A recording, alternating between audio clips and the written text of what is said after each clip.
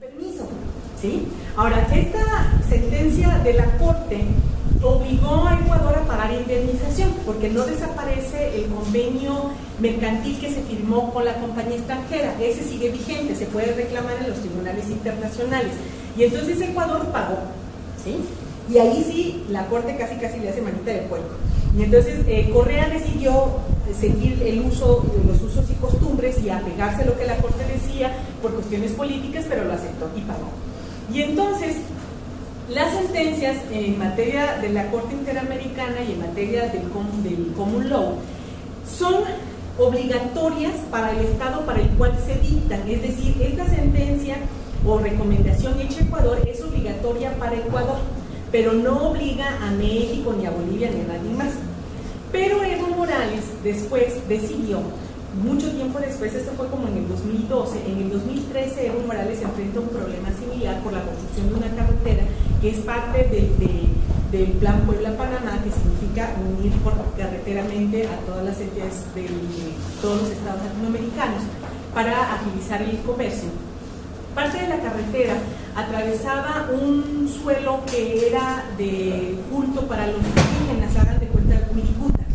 Y entonces aquí se contraponían los intereses de los pequeños empresarios que se iban a ver beneficiados con la carretera, es decir, muchos campesinos bolivianos, se contraponía al interés de los pueblos indígenas bolivianos.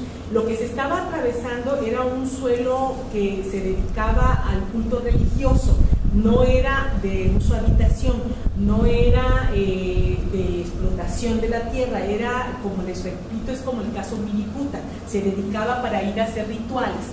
Y entonces Evo Morales decide oponerse al Congreso de Bolivia, en una decisión muy fuerte, de oponerse a los campesinos bolivianos, que eran muchos también, y entonces dice que va a retomar la sentencia dictada para Ecuador.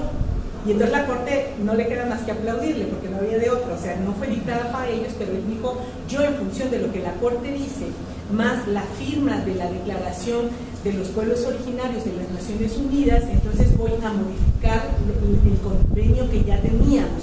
Y Bolivia tiene que pagar, en definitiva es demandado y acaba pagando miles de millones de dólares, pero lo hace. Vean cómo, sí. Me surge una duda. En el caso de las reformas ahorita que se están haciendo para la explotación del petróleo y que se está haciendo invitación a China y a otros países, ¿se les está pidiendo la mía? Sí, nosotros tenemos la mía incorporada desde el Tratado de Libre Comercio. Ok. Gracias. Vean, esto no fue una iniciativa de ley, la mía se introduce porque firmamos el Tratado de Libre Comercio con América del Norte. O sea, nuevamente lo que dice la Escuela de Túnez, el ordenamiento jurídico internacional no solamente legitima, sino que cambia el paradigma del derecho nacional porque se convierte en fuente del derecho.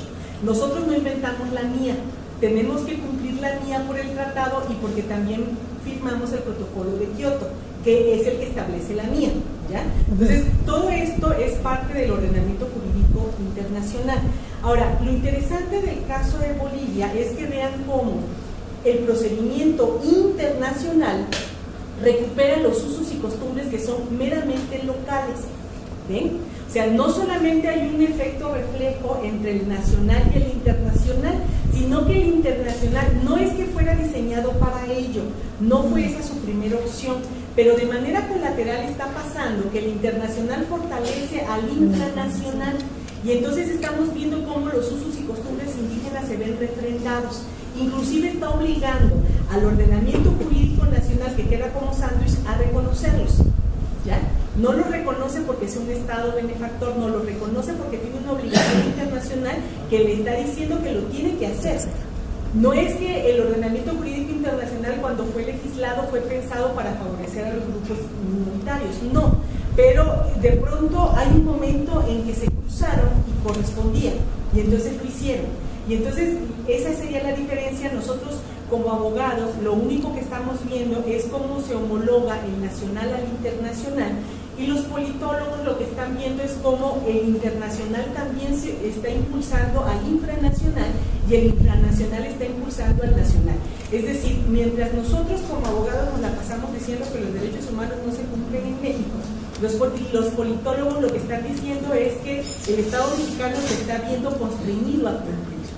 ¿ya? Nosotros lo vemos como que no cumple, el Estado mexicano no cumple, pero los politólogos dicen que es que sí cumple, está limitado, ¿sí? O sea, ya no actúa con tanta libertad. Y eso que para nosotros puede ser nada, es una diferencia cualitativa. Lo que nos están diciendo las escuelas desde la politología, y por eso la importancia de la escuela de Túnez, porque todos ellos son abogados, pero más allá de ser abogados, todos ellos son politólogos. Y entonces están haciendo un estudio desde el derecho, no como nosotros, porque nosotros como juristas pensamos en el derecho de manera muy técnica. Nosotros solamente cuando nos planteamos hacer tesis decimos, bueno, hacemos una tesis en materia civil o en materia penal o en materia familiar. En realidad ellos están viendo al derecho como parte de un subsistema. Luego entonces lo interesante es la figura del Estado. No, es como el Estado se limita nuevamente, ese es el punto, o sea, no partimos del hecho de que el Estado no cumple con los derechos humanos, no, al contrario, sí cumple con los derechos humanos. La cosa aquí es en qué medida, ¿sí?